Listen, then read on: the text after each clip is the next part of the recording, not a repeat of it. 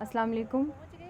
آپ سب کو ایمان یوتھ گروپ کے اس ایونٹ میں جس کا title pages in the park reflection on Imam Mahdi رکھا گیا ہے، اس میں خوش آمدید کہتی ہوں ایمان یوتھ گروپ کی جانب سے.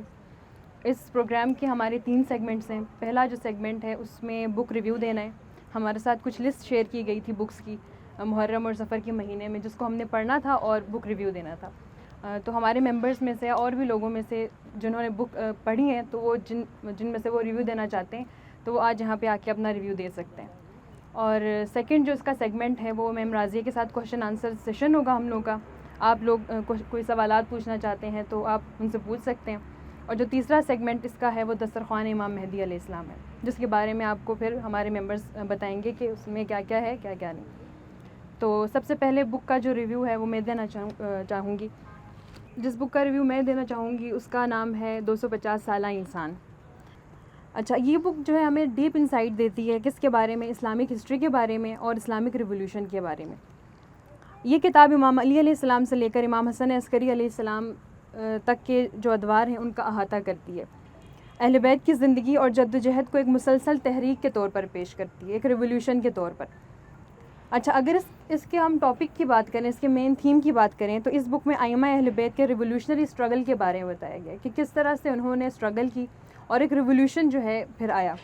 اس کتاب میں اس بات کی وضاحت کرتے ہیں کہ کس طرح ائمہ نے مختلف ادوار میں سوشل اینڈ پولیٹیکل پریشر کے باوجود حقیقی تعلیمات کو فروغ دیا اور ظلم و جبر کے خلاف ڈٹے رہے. ان کی ساری جد و جہد ایک اسلامی معاشرے کے قیام کے لیے تھی. اگر اس بک کے رائٹنگ سٹائل کی بات کی جائے تو اس کا رائٹنگ سٹائل بہت ہی سمپل اور ایزی ہے اور اس کو کوئی بھی پڑھ کے آسانی سے سمجھ سکتا ہے.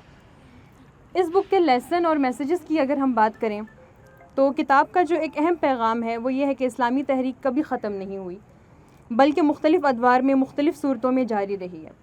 پیغمبر اکرم صلی اللہ علیہ وآلہ وسلم کی اگر ہم ان کی سیرت کا مطالعہ کریں تو تب بھی ہمیں اس میں یہ پہلو ملتا ہے. پھر اس کے بعد امام علی علیہ السلام، پھر امام حسن علیہ السلام کے دور میں، امام حسین علیہ السلام کے بھی دور میں پھر ہم یہی دیکھتے ہیں قیام حسینی کی صورت میں.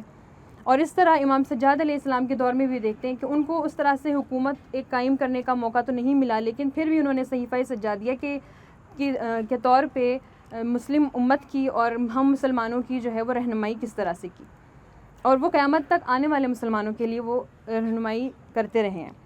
ائمہ اہل بیت نے ظلم کے خلاف جد و جہد کی اور ان کا مقصد صرف مذہبی رہنمائی نہیں بلکہ ایک اسلامی معاشرے کا قیام ہے، اور اس بک کا زیادہ تر فوکس اسی چیز پر کیا گیا ہے. ظلم کے خلاف مسلسل جد و جہد اس کا ایک بہت بڑا امپورٹنٹ لیسن ہے. اس کے بعد صبر اور حکمت عملی کا مظاہرہ ہر صورت میں اور ہر حال میں ہمیں کرنا چاہیے. اسلامی اصولوں پر قائم رہنا چاہیے اور ہمیں ایک اویئرنیس ہونی چاہیے کلیکٹیو رسپانسبلٹی کی. ایک تو ہمارے اوپر انڈیویجول رسپانسبلٹی ہوتی ہے کہ ایک انفرادی طور پہ ہماری کیا ذمہ داریاں ہیں، لیکن ایک کلیکٹیو بحیثیت مسلمان، بحیثیت انسان ہماری کیا ذمہ داریاں ہیں، ان کی بھی ہم اویئرنیس ہونی چاہیے.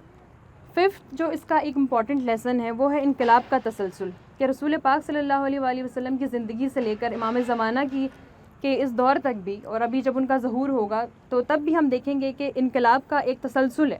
ایسا نہیں ہے کہ انقلاب کوئی ایک دن میں اچانک سے آ جائے گا، نہیں، بلکہ ایک کنٹینیوس پروسیس ہے جو جاری رہے گا، اور وقتاً فوقتاً پھر اس کی جو لیولز ہیں وہ بڑھتے جائیں گے.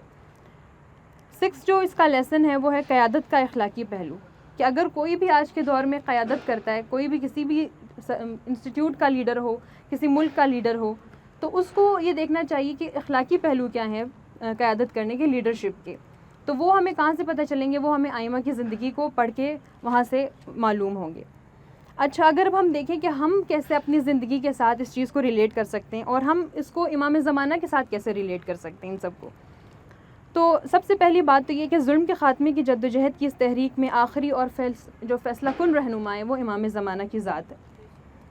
اور اس انقلاب کی جو اسلامی انقلاب ہے اس کی تکمیل بھی امام زمانہ نے ہی آ کر کرنی ہے.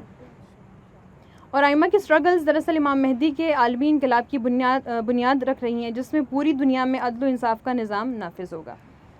اور پھر منتظرین امام زمانہ کی ہماری کیا ذمہ داری بنتی ہے؟ ہمیں ان کے ظہور کی تیاری کے لیے اپنے معاشرے میں اصلاحات اور اسلامی اصولوں کا نفاذ کرنا ہوگا. ہر انسان کی، ہر دوسرے مسلمان کی اصلاح اور اپنی بذات خود اپنی بھی اصلاح ہماری ذمہ داریوں میں شامل ہے. اور being woman, how this book resonates with us, اگر ہم اس بک کو پڑھیں اور ہم دیکھیں کہ کیسے ایک خاتون یا ایک عورت ہونے کے لحاظ سے کیسے یہ بک ہمارے ساتھ ریزونیٹ کرتی ہے. تو سب سے پہلی بات یہ کہ حق اور انصاف کی جدوجہد میں بی بی فاطمہ الزہرا سلام اللہ علیہا اور بی بی زینب سلام اللہ علیہ کا کیا کردار رہا ہے. ہمیں ان کے کردار سے رہنمائی حاصل کرنی چاہیے.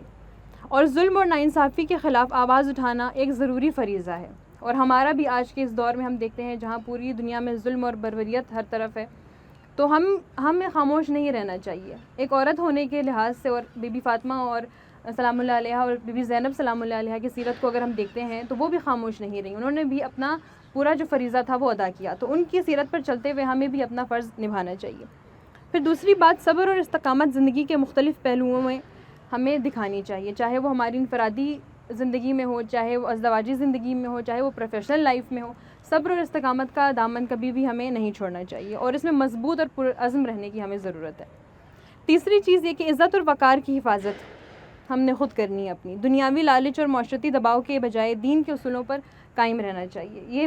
یہ چیز ہمیں یہ کتاب سکھاتی ہے. چوتھی چیز یہ کہ قیادت صرف مردوں تک محدود نہیں ہے. لیڈرشپ صرف ایسا نہیں ہے کہ لیڈرز اس دنیا میں صرف مرد ہی ہو سکتے ہیں. لیڈرز اس دنیا میں عورتیں بھی ہو سکتی ہیں اور اپنے دائرے میں رہتے ہوئے وہ اپنا جو بھی حق ہے اس کو ادا کر سکتی ہیں. اور وہ لیڈرشپ کوالٹیز ہمیں کون سکھائے گا؟ بی بی فاطمہ الزہرا اور بی بی زینب سلام اللہ علیہ. پانچویں چیز کہ اب اس دور میں ہم کیا کر سکتے ہیں، ہمارا کیا رول ہوگا. ہم امام مہدی علیہ السلام کے منتظر ہونے کا دعویٰ تو کرتے ہیں، لیکن ہم کیا رول پلے کر سکتے ہیں؟ تو ہمیں امام مہدی کی آمد کے لیے خود کو تیار کرنا ہے، اپنی تربیت کے ذریعے، اپنی ایجوکیشن کے ذریعے، تعلیم کے ذریعے اور دینی شعور میں اضافہ کرنا ہے. ہمیں اپنے دین سے آگاہ رہنا ہے، ہمیں اپنے دین کا اچھی طرح شعور ہونا چاہیے تاکہ اس عالمی تحریک میں ہم اپنا کردار ادا کر سکیں. بہت شکریہ. صلی علی محمد والی